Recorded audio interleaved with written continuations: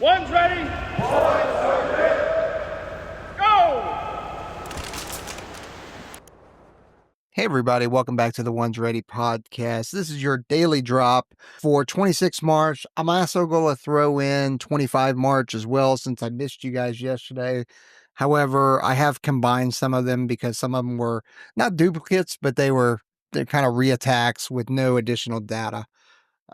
This is brought to you by Attack Elite. Head over to onesready.com, move over to the right-hand side of the screen where it says Prep, and then hit Partner Discounts, and scroll on down until you see Attack Elite, which should be the second one. And you can click on any of those links in the description talking about how great Attack Elite is. That will take you straight to their site. Then it'll prompt you with your own unique promo code that'll help get you a discount on any of their stuff. So whether you want to train for Air Force Special Warfare, Navy SEALs, Rangers, Green Berets, or you just want to get better in the pool or outside the pool with rucking, they've got you covered. Alice rucks, fins, high volume masks, snorkels, everything you need to make sure you're getting better. So head over to onesready.com, right-hand side, prep, partner discounts, and then click on the Attack Elite link. All right. Like I said, this is combined, so I haven't separated these between 25 and 26 March. And then if you're new here, thanks for joining us. And this is the kind of curated news that Public Affairs puts out to all the commanders and chiefs. And I'm just going to regurgitate it for you. But like I said, I combined some of these, so some of them might be a little long. But everybody's tracking now the security chat, signal chat security breach. Senior Trump officials accidentally included Atlantic editor Jeffrey Goldberg in a signal chat discussing Houthi plane strikes in Yemen, prompting a National Security Council review. National Security Defense Secretary Pete Hegseth denied sharing war plans, while National Security advisors Mike Waltz took responsibility, both dismissing Goldberg's credibility as technical probes continue. So I've seen a lot of this in the news. Like, I don't know, I'm kind of two minds about it. One is I tend to think that a lot of those things that were shared were actually intentional and they knew exactly what they were doing. However, Hamlin's razor, I'm pretty sure it's Hamlin's razor, is, don't what is it? Don't anticipate or don't assume maliciousness or intent when incompetence is usually what happens. So, I mean, maybe it is just incompetence and they added that dude by accident, or maybe they intentionally wanted to get leaked. Either way, some of the stuff, like, people are going back and forth. Hey, was it war plans? Was it attack plans? Was there a, operational security leak? Was there a classified leak? Everything I saw was definitely not classified. Doesn't mean that, more stuff won't come out, but from what I've seen, there's no classified information. Certainly seems like there's some OPSEC and some sensitive stuff that's in there. So I don't know. I'm kind of withholding judgment a little bit on to see what I actually think it is. So, but that's just me. Next one, cybersecurity and communication vulnerabilities. The Pentagon Inspector General will investigate unsecure commercial telecom use after China's Salt Typhoon breaches, focusing on tools like Microsoft Teams. If you think Microsoft Teams is secure, you're out of your mind. Kind of like if you think WhatsApp or Signal is secure, you're out of your mind. We have SIPR, we have other classified networks to help communicate. So, yeah, Microsoft Teams, no bueno. A separate Pentagon memo warned that Russian hackers are exploiting Signal's linked devices, featuring to eavesdrop, advising against its use for sensitive, unclassified data. This is probably in light of the whole text chain thing between SecDef. Linked devices for Signal, you can have a desktop, you can have it on your phone, and all that kind of stuff. That's what linked devices is, if you're not tracking. Indo-Pacific military strategy and alliances. Japan lost its Joint Operations Command to Unified Defense Forces amid regional tension, though a U.S. plan to cancel U.S. forces Japan restructuring force faces congressional pushback. Secretary of Defense began his first Indo-Pacific trip in Hawaii, stressing an America first approach to rebalanced alliances for the modern deterrence. Yep, I just saw that he had departed and he's on his way. We've got to make sure that our partnerships in the Pacific are strong and that we continue to be the partner of choice with all of our allies out there. Next, military exercises. NATO's Ramstein Flag 2025 exercise set to begin 31 March and end the 11th of April, and it'll test realistic combat scenarios with over 15 allied countries, focusing on missile defense and agile combat employment. If you're not familiar with what red flags are, they're out here at Nellis, and they're kind of high end. Well, I don't want to say high end. They're really low and mid level exercises, but they're great for new pilots, new wingmen, and great for seasoned pilots to help their instructorship skills. And that's essentially what Ramstein Flag is. So it's a good thing that we're doing that because we need to train with our allies. We don't need to continue to do training in a silo or in a bubble with just American forces. Pentagon personnel policies. A Pentagon memo exempted teachers, childcare workers, and morale staff from its hiring freeze, requiring weekly justified exemption requests. That hiring freeze is still in effect for most of the DoD, and it is impacting a whole lot of people. I don't see light at the end of the tunnel for the hiring freeze. Just waivers being submitted, but I am glad that because with teachers, childcare workers, and stuff like that, like you're impacting the active duty people's ability to work. So I'm glad that they lifted that, and I'm looking forward to when the rest of it gets lifted. Next, hypersonic weapons development. The Army's Dark Eagle hypersonic missile awaits final approval after a successful December test, with Lieutenant General Robert Rash expecting a deployment decision soon. Very much like space, hypersonic wise, we are behind the power curve, and this is long overdue. We have got to. I'm not a fan of the Army owning the hypersonic missiles, but we have got to step up our game and get caught back up. All right, this is Air Force specific news. The F-47 Next Generation Air Dominance Fighter, President Trump asked Boeing with delivering its first F-47 fighters by 2029, beating Lockheed Martin for the $20 billion NGAD contract, or Next Generation Air Dominance, with designs honoring the P-47 Bowl. Chief of Staff David Alvin and retired Brigadier General John Triert. I can't pronounce that name. Praised the F-47's stealth, adaptability, and cost efficiency over the F-22, suitable for bases like Joint Base Elmendorf. So I had made a comment in our last news, and I hope he's listening now. He works for Boeing, and he is a fighter machinist building fighters out in St. Louis, and he let me know, and I'm happy about this, that there's a big difference, at least the way that Boeing sees it and everybody else sees it, that between the heavies, KC-46 and stuff like that Boeing makes, and the 737 MAX and stuff like that, versus the guys that are actually building the fighters. Apparently, it's a really good competition, and they don't like being lumped in with the fighter guys. Don't like being lumped in with the heavies. So that's cool, and it's good to know. And if you're out there listening, man, thanks for listening, thanks for watching, thanks for commenting, and thanks for building us the best fighters there are. Deployable Combat Wings Initiative. The Air Force opened volunteering for its first deployable combat wings in 5 states, aiming for 24 agile units across active, guard, and reserve forces, said General David Alvin. Yeah, this is the first step in the new organizational structure that the Air Force is going with between the deployed combat wings and I forget what the actual acronym is, but it's basically the base wings. So the base wings would own all of your, BX, the commissary, everything, gas station, everything that the base requires, roads and sidewalks and all that kind of stuff.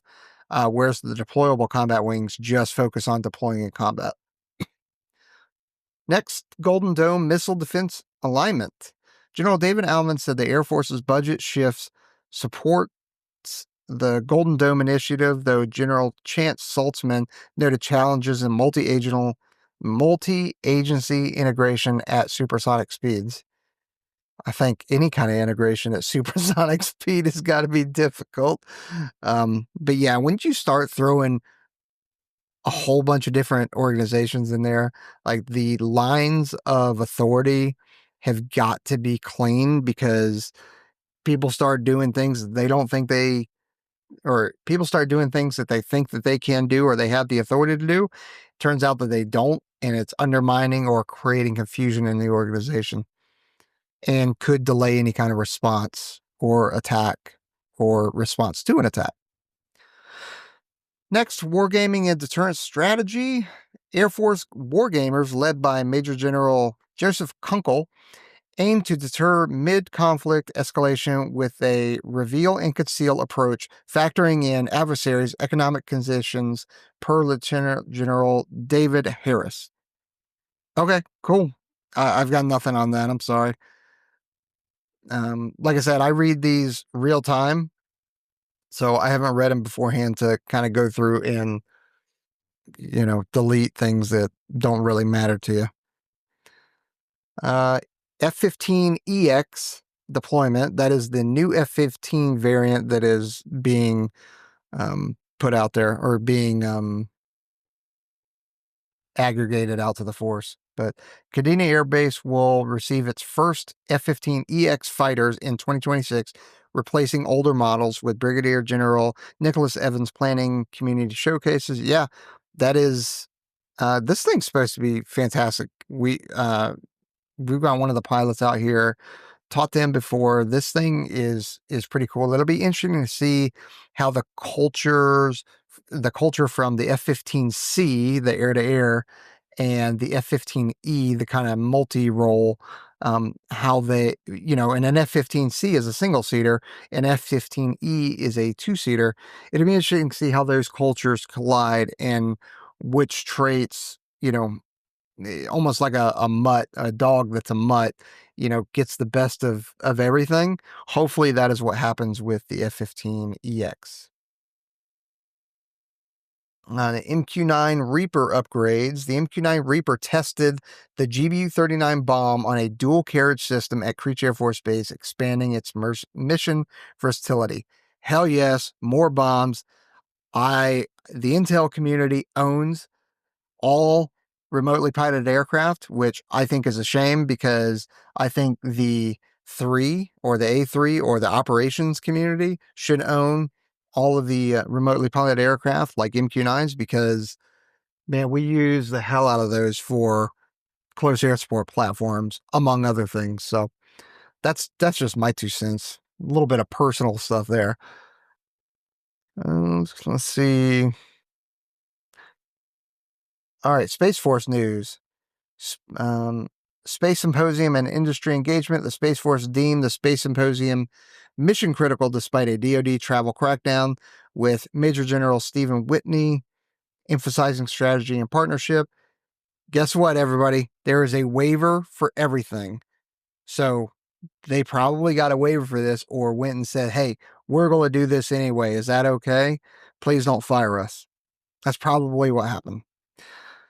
SpaceX launched a classified NRO payload from Cape Canaveral, its 5th this year, with the Falcon 9 landing successfully. Colonel Nick Hague returned from the ISS, praised by General Chance Saltzman for advancing science in disease treatment and materials. Welcome home, sir. But happy to see that SpaceX is still taking stuff up into space. We're getting back on the space race, baby. The Commercial Space Office gained $40 million for surveillance and communications, signaling bipartisan support, said Colonel Richard Kinsley. The Space Force will will keep commercial augmentation space reserve firms anonymous to protect them with 4 in a pilot program featuring surge clauses. Cool. A gain of $40 million sounds like a lot. It's really not much. Space Force needs a lot more, especially because of things like this. Space-based laser links face jitter issues. But Space Defense Agency or Space Development Agency, $10 billion architecture and Space Systems Command efforts to aim enhanced optical capabilities. $10 billion, that's a good paycheck right there. So we need to keep giving them more money rather than the 3% DOD. Like, why are we still building tanks? Why are we still building some of these things? Especially if you listen to everybody else going, hey, there won't be another ground fight, which I also think is BS. There's always going to be a ground fight. But, you know, we gotta take care of our space because nobody can do shit without space. All right. Speaking of space, the Government Accountability Office warned that Pentagon's satellite system is vulnerable to attack, urging annual reports by 2030 to track proliferation progress. Keep sending them up. Give them a bigger budget. I can't say this enough. All right. These are of interest. So I don't know what kind of topic or category these fall into other than of interest. The Trump administration appealed to judge's order to reinstate fired federal workers to the Supreme Court, criticized by Judge William Alsop as dishonest. A New Jersey judge blocked the discharge of 2 transgender airmen, finding no basis for the policy, echoing prior rulings. Hey, executive branch, they can do that kind of stuff. You know what? Because if it was somebody else other than Trump, if it was somebody from the Democrats, you know, they wouldn't be saying anything. But because it's Trump, they're saying stuff. Or because they don't like it, they're saying stuff. It's just the whole like double standard with shit drives me nuts. All right. Next, this one's about Navy leadership.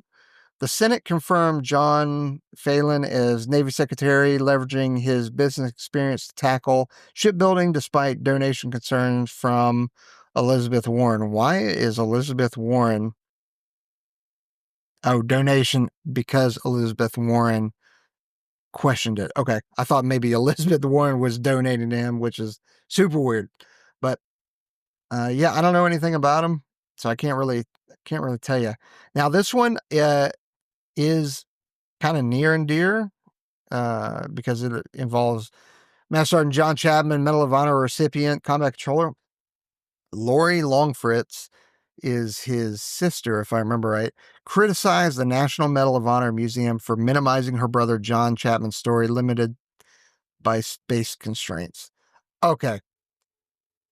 If you have been following this at all, whether it's on Valhalla VFT with Nate or some of the videos that we've done, or if you're just following in general, like, it's crazy to hear how all this happened. So if you're familiar, give you a quick synopsis. John Chapman saved the SEAL team's life. He was essentially left on the ridge because they said that he thought to die. Fast forward many years, his medal was upgraded to Medal of Honor. At the same time, the Slabinski also received the Medal of Honor. In fact, I think he actually received it first, even though he's living, and he was the team leader on the ground there. This is no thanks to the SEAL community blocking and doing everything it could to stifle the fact that they left him up there. And then, and again, I don't like begrudge them for all this, like, but now this new Medal of Honor museum is there. Slabinski is a board member on the Medal of Honor Museum. And when they build the plans out and they build it, they give John Chapman a very small part, of which his is the first Medal of Honor ever recorded on ISR. So, and first combat controller as well. Then Slabinski, who is a board member and was a Medal of Honor recipient on that exact same operation to which he left John Chapman, he's got a big display. So here's my thing about it is, dude, if I'm Slabinski and I'm living and I got a Medal of Honor and a guy that is dead got a Medal of Honor, there's no way in hell I'm fucking going to say, yeah, honor me in this kind of way. It is 100% going to be about the guy that died. Like I don't know how you could live with yourself with that. So that's my 2 cents about it. All right. I hope you've enjoyed the news and I hope the audio is better for this one. Later.